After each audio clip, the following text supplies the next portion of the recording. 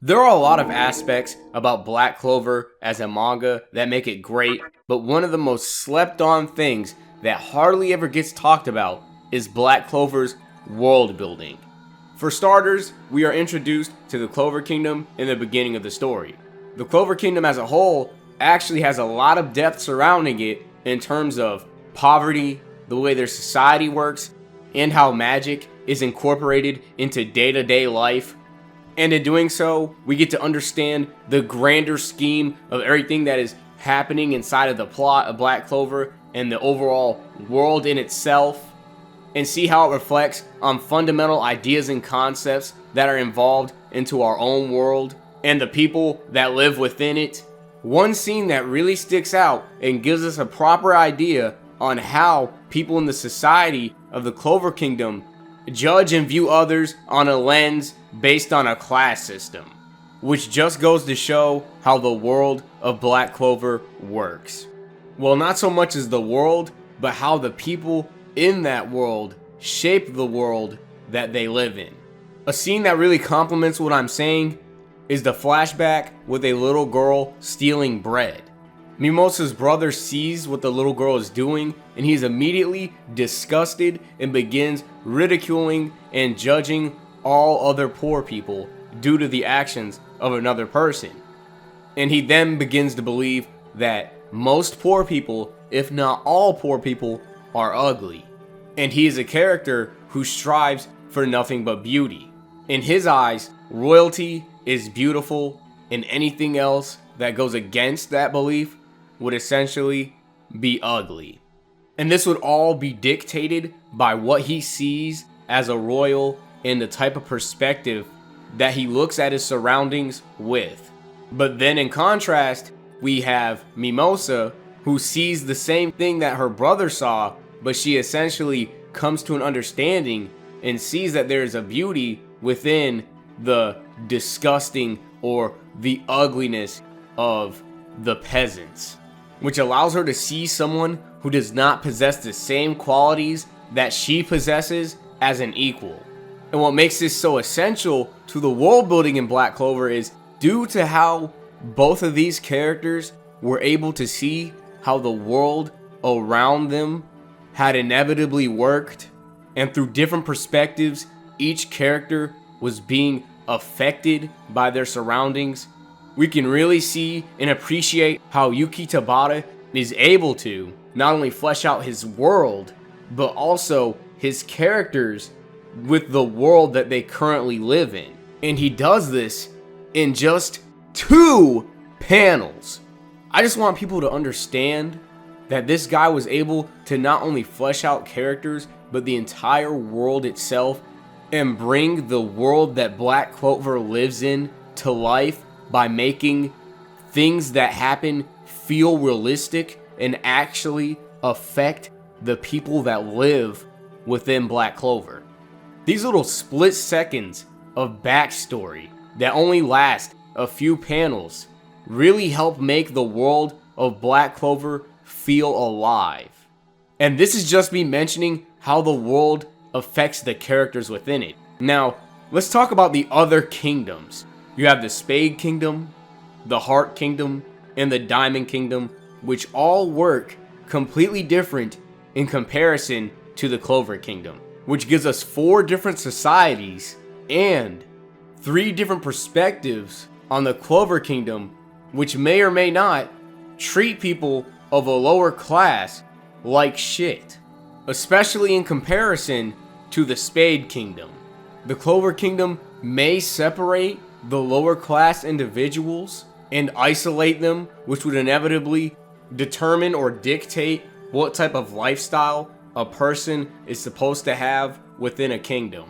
As terrible as this seems, this does not compare to how the Spade Kingdom would treat people with low amounts of magic.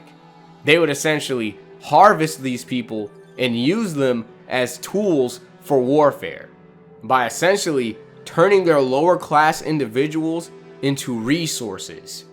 And of course, each kingdom has its own specific reasons as to why and how they treat their citizens the way they do.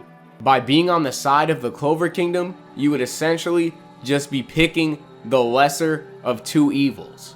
Because what most people don't notice in Black Clover is that each and every kingdom has their own specific reason for doing things. There's a reason why the Diamond Kingdom wants to invade the Clover Kingdom. There's a reason why the Spade Kingdom is trying to take over every single kingdom. And not only that, each and every kingdom has its own specific lore that digs deeper into the origins and history of what happened long before. For instance, with the Clover Kingdom, we have prejudice, which not only plays a part with the overall history of the Clover Kingdom itself, which shows us how the Clover Kingdom divides and separates people and tries to label them for their own individual worth and what they have to offer to the kingdom itself, by putting them in places known as the Common Realm and also leaving the Royals a place to occupy the actual kingdom. And because of this pre-built idea and concept that affects the society of the Clover Kingdom, it would make sense as to why the Royals mistreat the peasants, because not only do they not understand their perspective, but it was also pre-built into their brains from their surroundings. Because people who have more magic are separated from people who have less magic, it would only be natural for a royal to look at someone who they couldn't call their neighbor and think lesser of them, all because of the world that they currently live in. Now, if we take a look at the Heart Kingdom, this would essentially be the most ideal place to live in because it is the most peaceful kingdom out of all of them. But this is where their methods can actually be compared to the Clover Kingdom, due to the fact that the Wizard King and the Priestess have to both protect the citizens of their kingdoms. But unlike the Wizard King, who has the help of the Magic Knights at the Clover Kingdom, the Heart Kingdom puts all of its stress and weight on one individual, which allows the sacrifice and the selflessness of the Priestess to allow everyone to live their own ideal lives inside the Heart Kingdom, to all in all live a selfish life and live for themselves. This is a method that is perfect for the citizens of any kingdom, yet this practice is still very flawed. And in contrast to the Heart Kingdom, you would have the Diamond Kingdom, which is described to be an aggressive country. And as stated before, naturally they would have their reasons. The Diamond Kingdom has had a huge focus on military power, and this is because they put a huge value in strength above all else. This concept comes to life when we see the Diamond Kingdom raise their citizens who are brought up from a young age, who turn into lab experiments and are forced to fight in war. And finally, I would argue that the Spade Kingdom has the hardest living conditions.